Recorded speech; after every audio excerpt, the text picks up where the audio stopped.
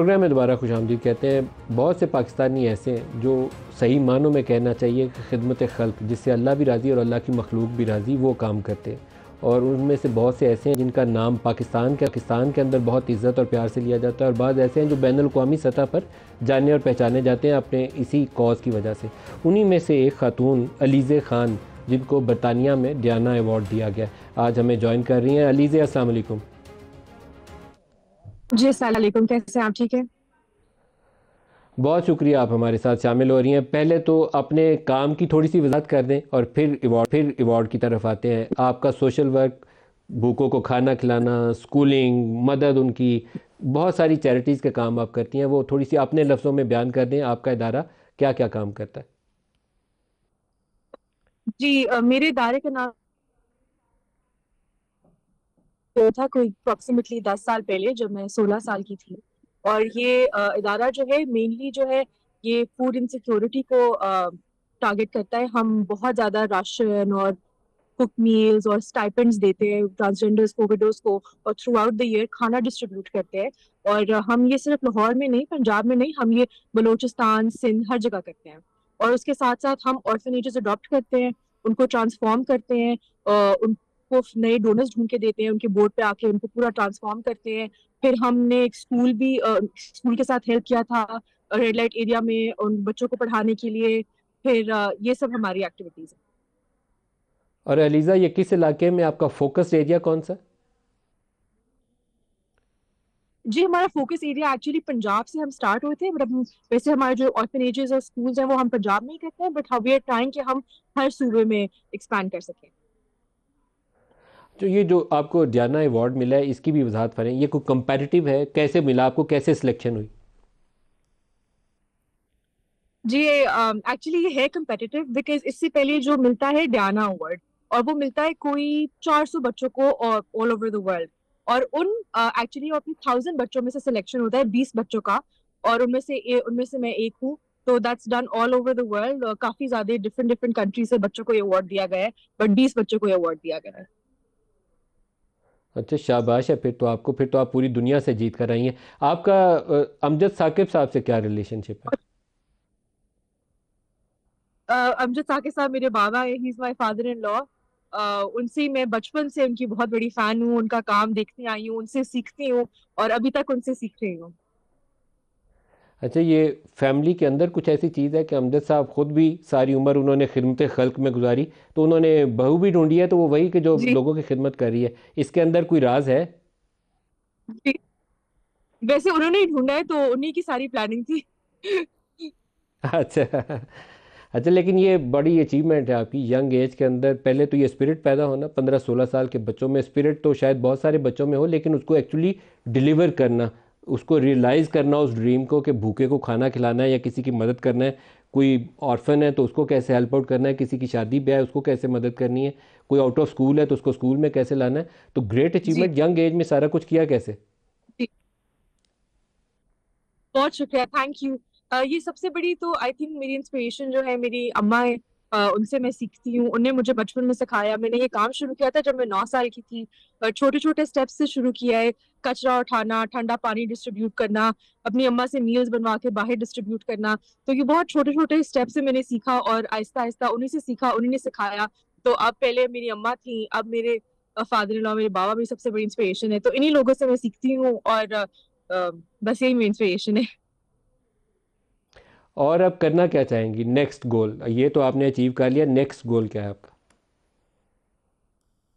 जी next गोल तो अब ये है कि रिस्पॉन्सिबिलिटी बहुत बड़ी है, अब इतना एक सेंस ऑफ मोटिवेशन है कि और अच्छा काम करना है, इसको और एक्सपैंड करना है।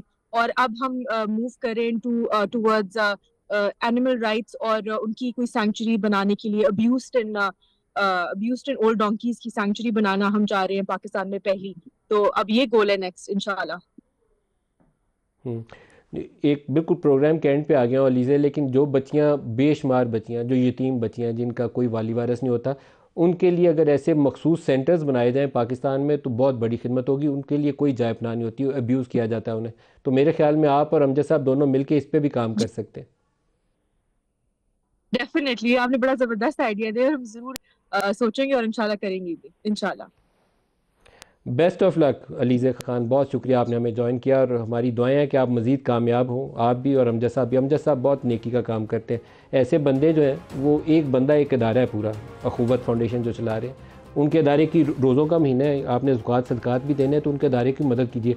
शौकत खानम को भी पैसे दीजिए, और बेशुमार ऐसे इदारे हैं पाकिस्तान में जहाँ आपको ये यकीन हो कि आपका पैसा किसी की मदद में एक्चुअली इस्तेमाल हो रहा है। अल-खिदमत वाले हैं, जमात इस्लामी वाले बहुत अच्छा काम करते हैं, तो इन इदारों की जाइए।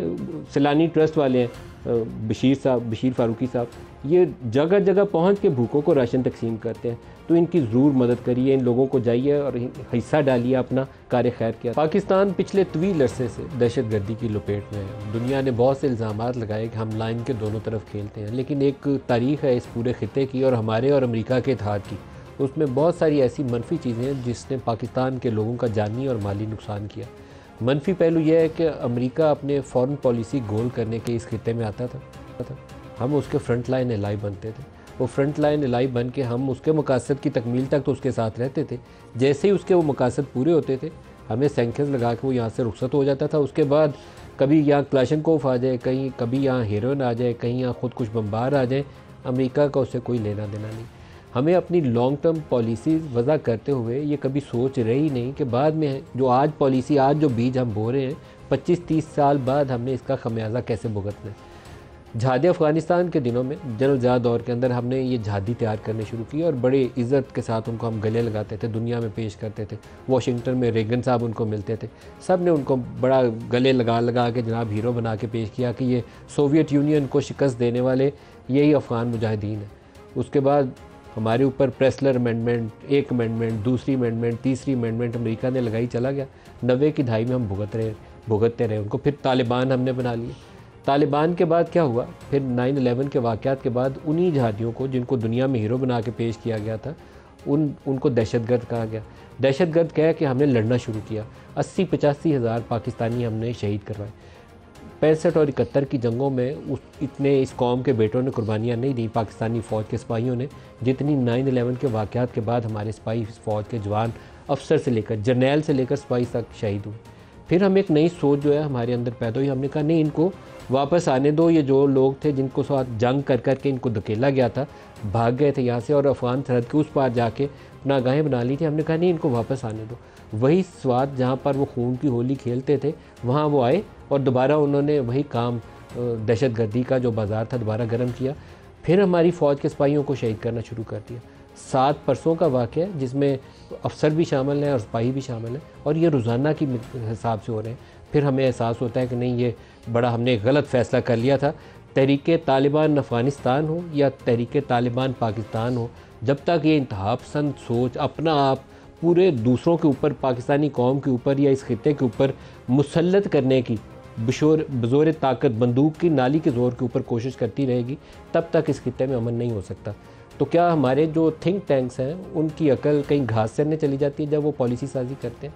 उन्हें ये नज़र नहीं आता कि इस कौम के ये जो 7 सिपाही, 7 जवान जो परसों शहीद हुए हैं, इस कौम के बेटे हैं। जब इनको वापस लाएंगे तो ये दोबारा यहाँ बम फोड़ेंगे तो क्या होगा? वो बारूद से भरी गाड़ियाँ जब वो किले में टकराते हैं और फिर उसकी वीडियोस जारी करते हैं कि हम उस वक्त जब इनको वापस आबाद कर रहे थे, उस वक्त हमें पता नहीं था कि इनकी ट्रेनिंग, इनकी तरबियत या इनकी सोच क्या है। ये इंतहापसंद सोच कभी बदल सकती है? नहीं बदल सकती। जिसको आदत ये एक है, तरीक़ाकार ये एक है, उसने आँख ही उस माहौल में खोल लिया और उसको उसी तरीके से अपने आप को बाकियों के ऊपर मुसल्लत करना है। यही इंतहापसंद सोच है। इसका मज़हब से लेना देना नहीं है, ये इंतहापसंद सोच है कि जो मैं कह रहा हूँ वो मानो, नहीं तो बारूद फटेगा, गोली चलेगी। उसका नतीजा क्या है? ये पाकिस्तान ने अब अल्टीमेटली ये किया है कि अफ़गान बॉर्डर के ऊपर, अफ़गान साइड के ऊपर, सरहदी एरिया में अफ़गान साइड, पक्तिका उनका प्रोविंस है, उसमें भी और खोस्त में भी, जहाँ ये टीटीपी की पनाहगाहें थीं, उनको कल स्ट्राइक किया गया। अर्ली मॉर्निंग, आज ही सुबह कह लें या कल रात को कह लें, स्ट्राइक किया गया। और इतने तवातर से हमले हो रहे हैं कि 9/11 के बाद शायद ये दूसरा मौका है कि इतनी तेज़ी में उन हमलों के अंदर देख रहा हूँ।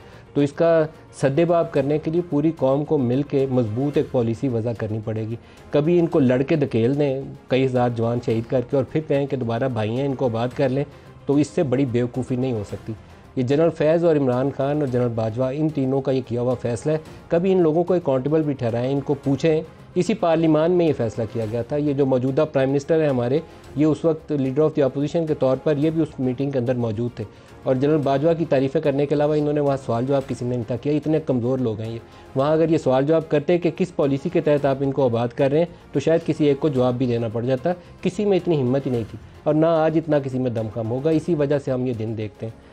अब आज जो इसके ऊपर ऑफिशियल स्टेटमेंट है कि आज सुबह पाकिस्तान ने अफ़गानिस्तान की सरहदी हदूद में इंसदाद दहशतगर्दी की कार्रवाई की। कार्रवाइयों का हदफ हाफिज़ गुल बहादुर ग्रुप और TTP के दहशतगर्द थे। इन दहशतगर्दों की ताज़ा कार्रवाई 16 मार्च को मीर अली में हुई। दहशतगर्द हमले के नतीजे में 7 पाकिस्तानी शहीद हुए। दहशतगर्द पाकिस्तान में हमलों के लिए मुसलसल अफ़गान सरजमीन का इस्तेमाल कर रहे हैं। अफ़गानिस्तान में इक़्तिदार में रहने वाले, ये बड़ी पावरफुल स्टेटमेंट है। ये हमें पहले भी आंखें अगर खुली होती तो नज़र आनी चाहिए थी। अफ़गानिस्तान में इक़्तिदार में रहने वालों में कुछ अनासर TTP की सरपरस्ती कर रहे हैं। ये हमेशा से मौजूद थी, कभी टूटी नहीं थी। तो हमें अब पता नहीं इसका एहसास हुआ, पहले हम कहाँ सोए हुए थे। एक ब्रादर मुल्क के ख़िलाफ़ इस तरह का रवैया कम नज़री को ज़ाहिर करता है।